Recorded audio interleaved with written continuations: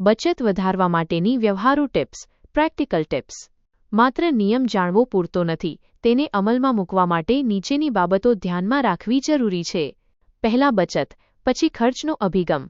મોટાભાગના લોકો ખર્ચ કર્યા પછી જે વધે તે બચાવે છે. નિષ્ણાતો કહે છે કે પગાર આવતાની સાથે જ સૌથી પહેલા 20% રકમ બીજા ખાતામાં અથવા રોકાણમાં ટ્રાન્સફર કરી દેવી જોઈએ.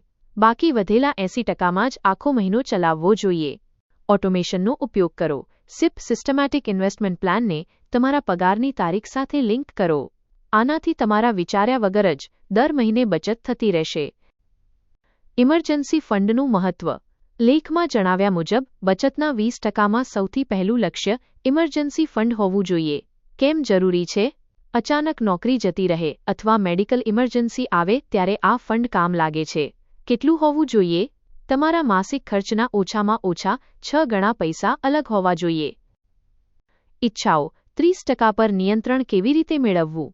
ઘણીવાર આપણે ભાવનાઓમાં આવીને શોપિંગ કરી લઈએ છીએ. તેને રોકવા માટે 30 દિવસનો નિયમ અપનાવો. જો તમને કોઈ મોંઘી વસ્તુ, ફોન, કપડાં, ગેજેટ ગમે તો તેને તરત ન ખરીદો. 30 દિવસ રાહ જુઓ. જો 1 મહિના પછી પણ તમને લાગે કે તેની જરૂર છે તો જ ખરીદો. મોટા ભાગે 30 દિવસમાં તે વસ્તુ પ્રત્યેનો મોહ ઓછો થઈ જશે. નાણાકીય શિસ્તના ફાયદા. 1. માનસિક શાંતિ.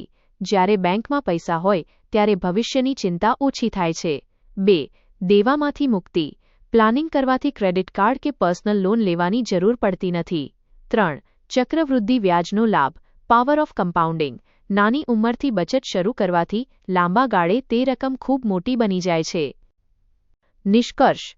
આ લેખનો સાર એ છે કે તમે કેટલું કમાઓ છો તેના કરતાં તમે કેટલું બચાવો છો અને ક્યાં રોકાણ કરો છો તે વધુ મહત્વનું છે. 5-0-3-0-2-0 નો નિયમ તમારા પૈસાનો રસ્તો નક્કી કરે છે, જેથી તમે આર્થિક રીતે સ્વતંત્ર બની શકો.